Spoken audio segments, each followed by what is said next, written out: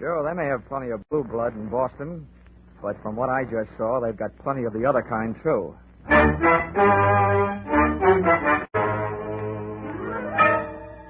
This is another in the adventures of America's fabulous freelance insurance investigator, Johnny Dollar.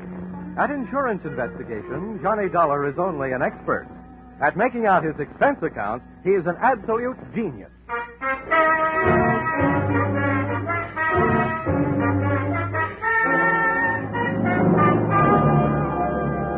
Expense account submitted by Special Investigator Johnny Dollar. To Home Office, Tri-State Life and Casualty Insurance Company, Hartford, Connecticut. The following is an accounting of my expenditures during my search for your missing policyholder, Miss Michelle Marsh. Or, she came in like a lion and went out on the lamb. Or, she should have been banned in Boston.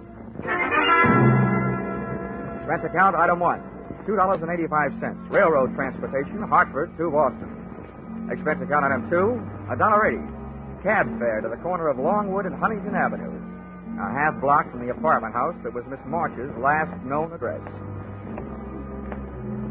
Boston may be called the cradle of liberty, but somebody else got rocked to sleep that morning on Longwood. The shots came from 2 carbines and 2 men in one light tan club coupe parked across the street. I waited long enough to memorize the license number as the pot got out of there, and then I headed for the victim. My heart was pounding, but not from exercise. He'd been sprayed coming out of a doorway that, in another 20 seconds, I would have been going in. But the coincidence didn't stop there. Take it easy now, will you? We'll get you some help. You know who did it? March. What? I didn't get you. Tell him. Ask. Michelle March. Michelle March? Well, that's who I'm looking for. What's she got to do with it? Can you hear me? What's Michelle March got to do with it? Come on now, try.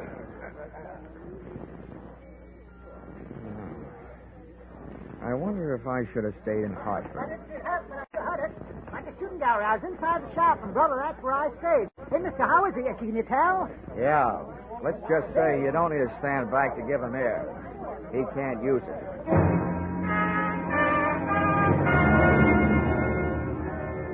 While the 2 limelight-happy characters from the crowd argued about who was going to notify the police, I disappeared from the scene by way of that death's doorway, pausing inside just long enough to learn from the buzzer panel that Michelle March's apartment number was, unluckily, 213.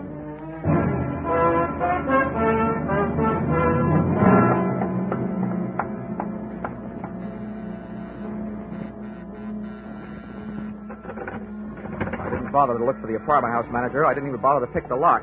I put my shoulder to work on the door.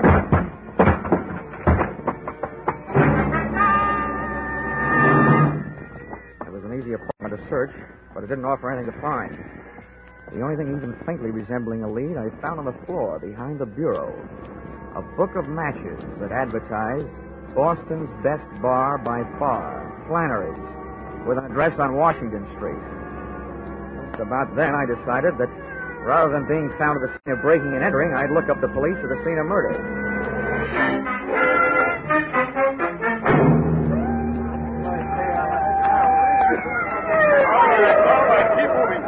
Tear them out of here, Sergeant. You'll have to give them a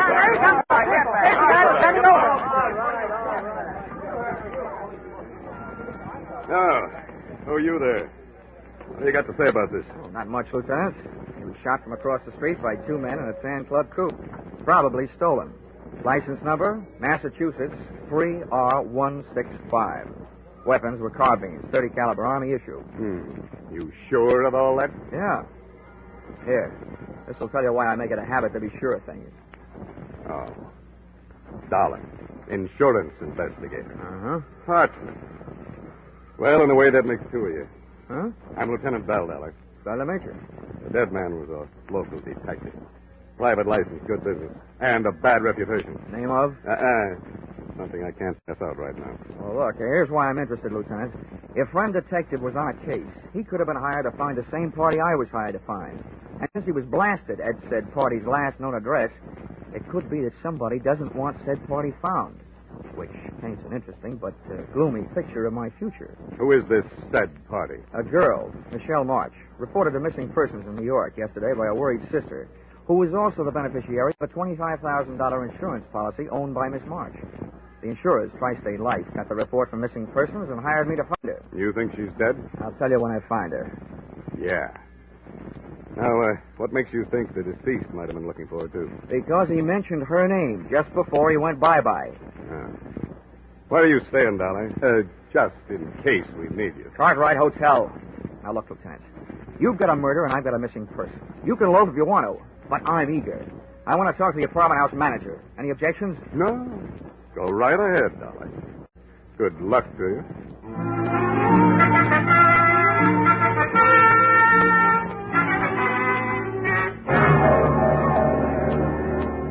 I can't tell you how upset I am over this, Mr. Dollar. I've managed rooming houses for over 30 years in Boston, some very nice ones, too. This is the first murder I've ever had.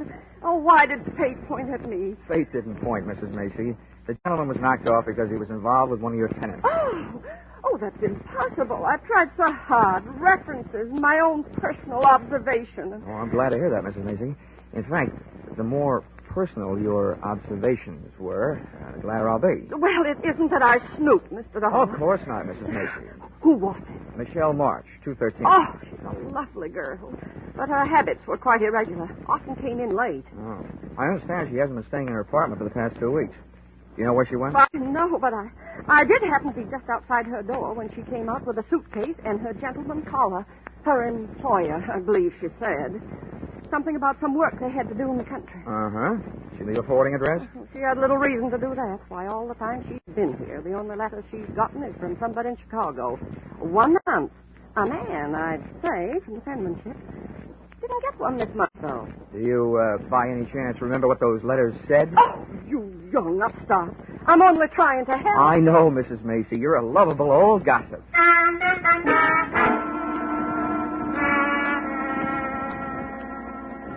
After Mrs. Macy chased me out of her apartment, I questioned some of Michelle's second-floor neighbors. What they gave me only augmented the story I already had. She hadn't been seen in the company of anyone for 4 or 5 months, until Dapper, medium build, and Swarthy took over. All of them had seen him. None of them knew his name, but they all agreed he was the guy Michelle Marsh had marched away with. Everything I learned added up to a dame getting tired of waiting for somebody in Chicago and ducking out with somebody else. It would have looked that simple if it hadn't been for that detective who had so recently taken up new headquarters at the city morgue.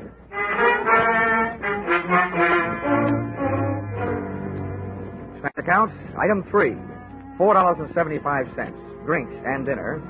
After which, expense accounts, item 4, $180, taxi ride, taken on the strength of the weak clue I found on Michelle's apartment floor, the match folder from Boston's best bar by far, Flannery's.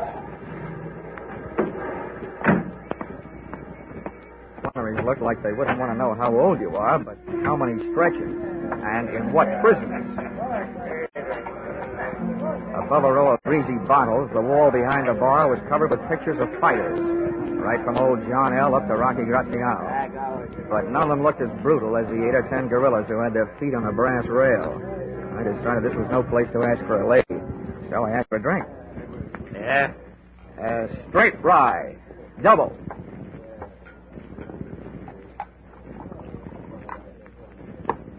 You've never been in before. Where are you from? I'm trying to forget. Has, Blackie been around lately? Who's Blackie? Well, maybe that's not his full name. It's the one I knew him by. He wore a lot of sharp suits, about medium build, dark, swarthy. That could be anybody. Now drink your drink, pay for it, and move along. Now, wait a minute. Now, I haven't got anything against the guy. I'm looking for a dame that's with him, see? What's the freeze for? I need the room, expecting a private crowd. Now beat it. Climb off, Flannery. Oh, Maybe I want to talk to these guys. I'll see you later, Flannery. Yeah, look, Joe, I beat him with the... I'll get closed up again if I get any more trouble this week. Take him outside, Roxy, huh? Shut up. What's this Niles' name you're looking for? Michelle Marsh. You know her? Yeah. Let's go someplace and talk. Thanks for the invitation, but Let go of the arm. You get gangrene when the circulation is cut off. Sorry. Come on. What makes you so upset about the lost Michelle? What do you want with Louis Marine? Louis Marine? If he's the guy she's with, all I wanted to do was to point her out. You and me might get along at that. It'd be worth plenty to look out. Get this Bible. Hey!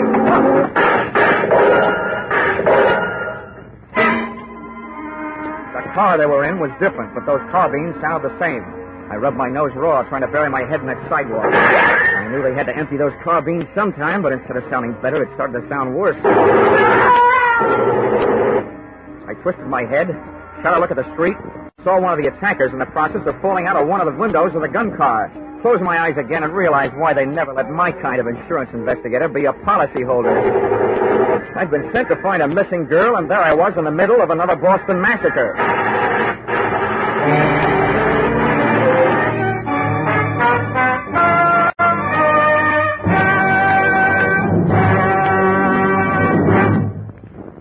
You are listening to Yours Truly, Johnny Dollar, starring Charles Russell.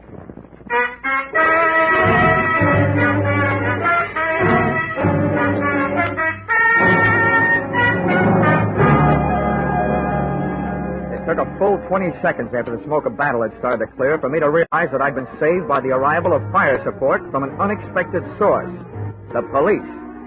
I looked around for my new friend and brother target, Roxy, but he had disappeared. A wave of suspicion broke over my flow of thought with this question. How did it happen that all those cops with all those guns just happened to be in all those hiding places waiting for those gunmen to drive up and open up? Answer, a hunter's stew like that usually calls for a pigeon. I didn't feel like flying, but I did, straight back to my hotel, with one landing and a newsstand. An evening paper gave me everything else I needed, except the feathers. But I wasn't exactly cooing when I got to my hotel room phone and put a call through to the Boston police.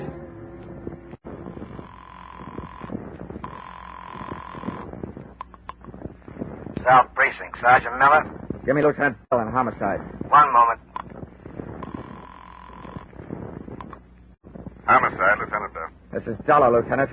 Oh, Dollar, sure. I'm glad to hear from you. I'll have your badge for this. What did you say? The evening paper. Quote, Boston private detective, whose name has been withheld by police, was slain today, presumably to stop his search for a missing girl.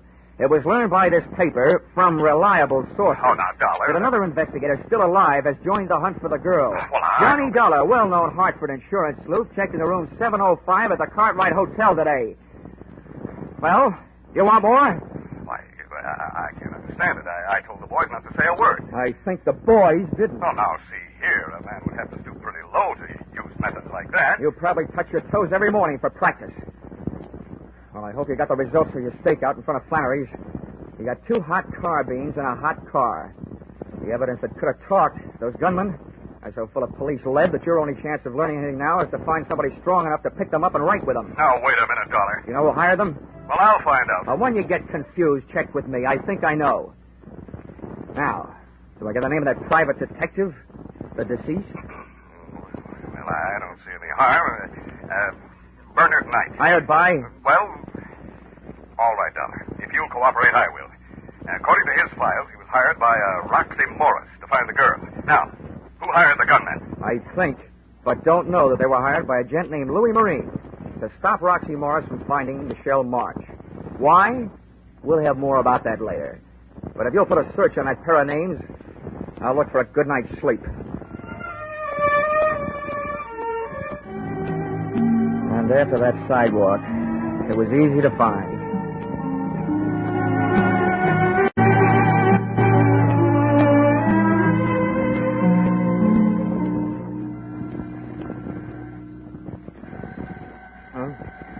Hmm? Oh, Boston. Hello. Good morning. Hello, is this Mr. Dollar? Wait a minute till I pick you up off the floor. Who is this? Is this Mr. Dollar? Yeah, it is.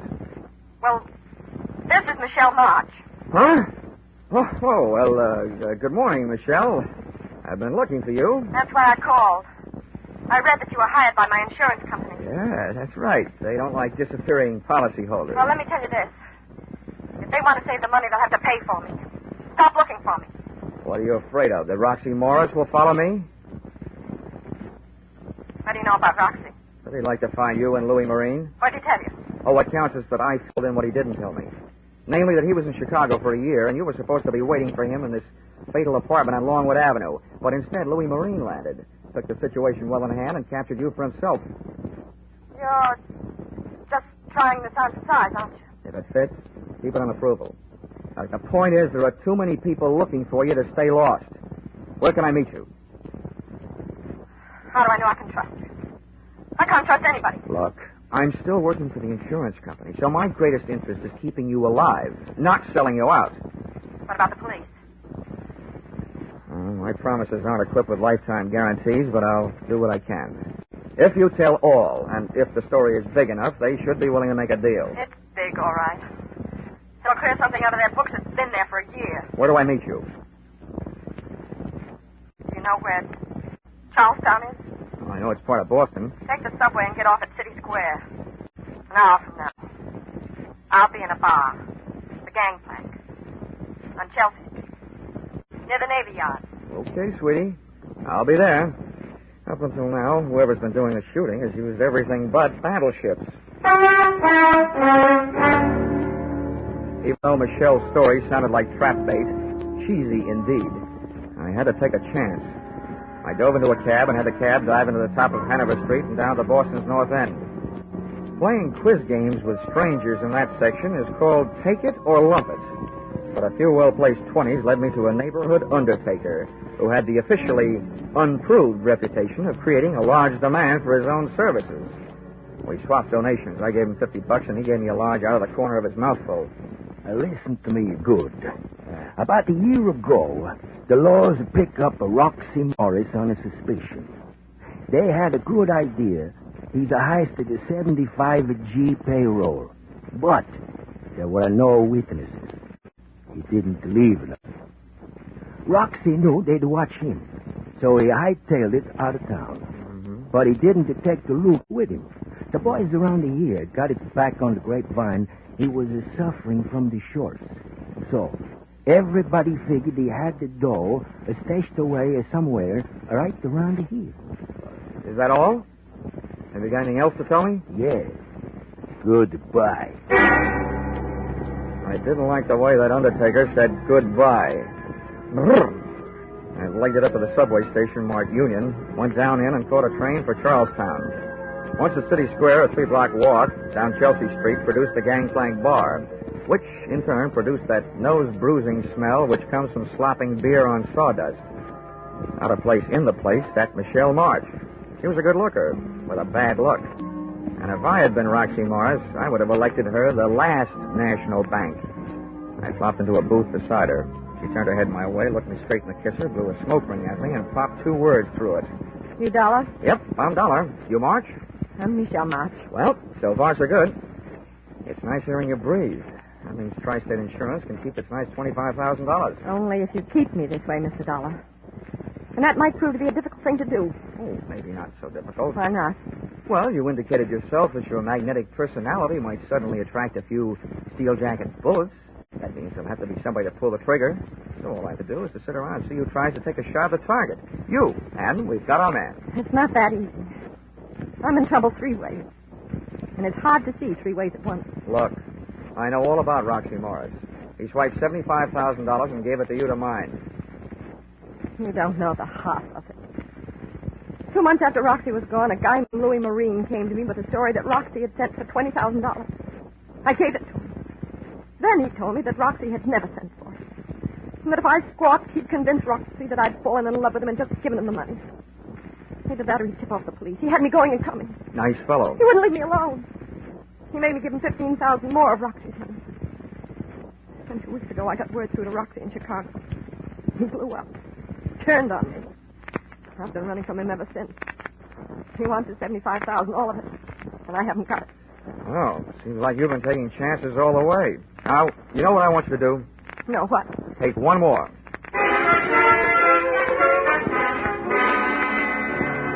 I I told Michelle what I had in mind for her, during the next few hours at least, and grabbed a cab back across the bridge into the north end.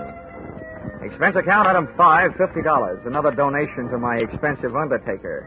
This time I paid him for talking, but not to me. Then I took over the telephone and dialed my way through to the guy to whom I was about to give a chance of becoming the ding-dong daddy of the Boston Police Force, Lieutenant Bell. Yes, Dollar, this is Lieutenant Bell. Bell, how would you like to get the goods on Roxy Morris? Well, I'd like it fine. Okay. And along with that, how'd you like to pin a receiving stolen property rap on Louis Marine? I hope you aren't just being salty, Dollar. I'm not, Lieutenant. Now, look, you may have to do some trading with the gal on this deal. Yeah? You may have to promise her some time off for verbal good behavior. Well, such things are possible. All right, what's the pitch? Listen, I have baited a tall, thin granite trap for Roxy Morris and Louis Marine.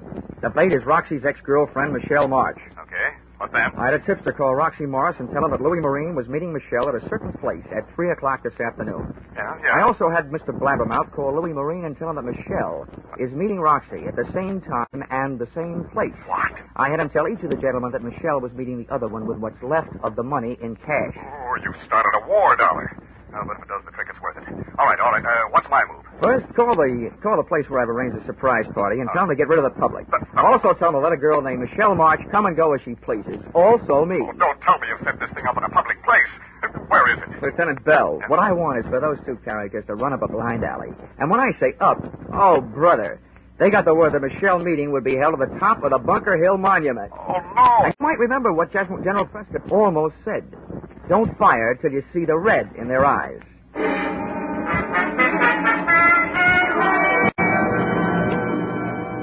I was back in Charlestown and at the base of the Bunker Hill Monument at 2:45. The door of the museum at the bottom was open, but a state park officer stood by its side. I told him who I was, and he nodded me through the bronze doors. Officer, did Miss Mark get here? Yes, sir, young man. She went up the shaft. Oh, well, look, can I run the elevator myself? There isn't any elevator. Just steps. 200 to 300 of them. Oh. Ow, this may be going to heaven the hard way, but here goes.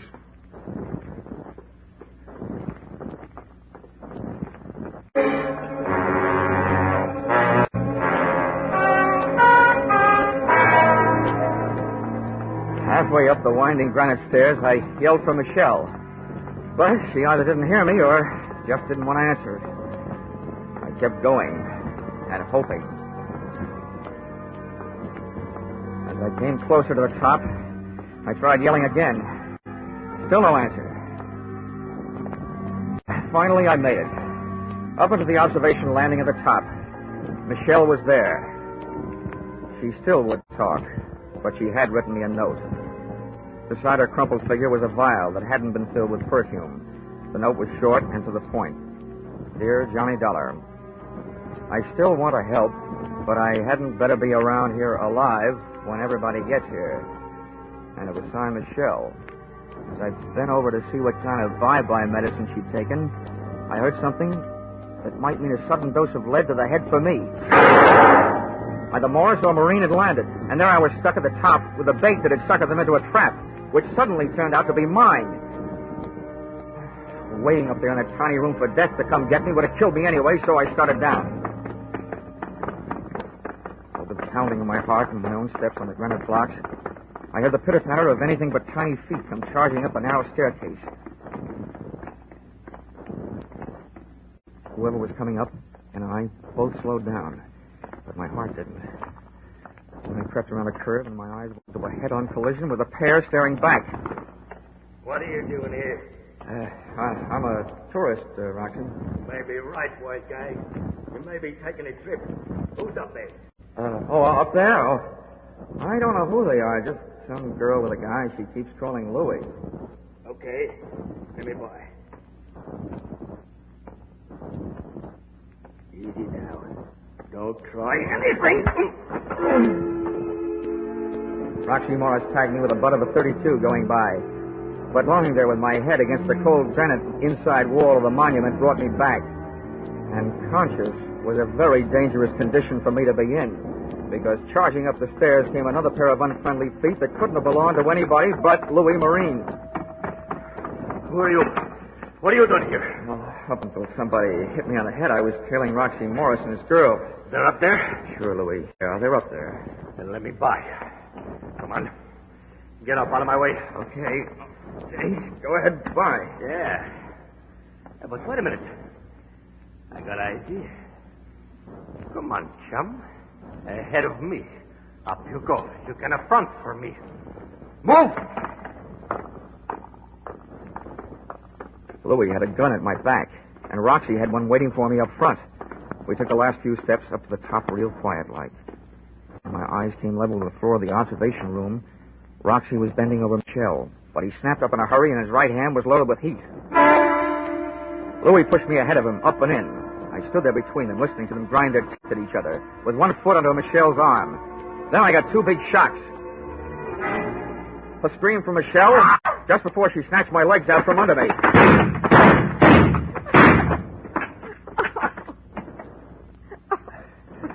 Hey, what are you doing alive? I don't know. I guess I didn't take enough. Well, whatever you're doing alive, I'll tell you one thing. Your two boyfriends sure took care of each other. Come on. Let me get you out of here. Oh. I didn't think I'd be able to carry me down all those stairs. Now I have to carry you.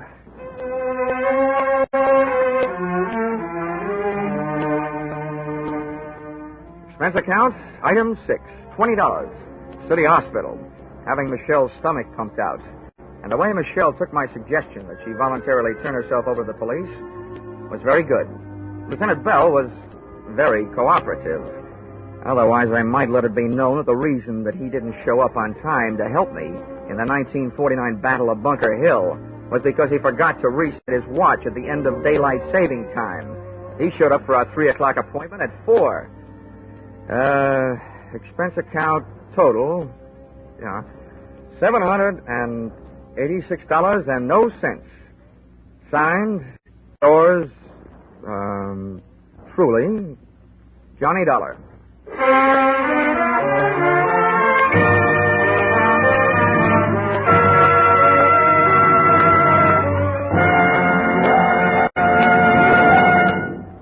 Yours truly, Johnny Dollar, is produced and directed by Gordon T. Hughes and stars Charles Russell with script by Paul Dudley and Gil Dowd. Featured in the cast were Bill Boucher, Myra Marsh, Dick Ryan, Larry Dobkin, Charles Seal, and Dorothy Lovett. The special music is written and conducted by Leith Stevens.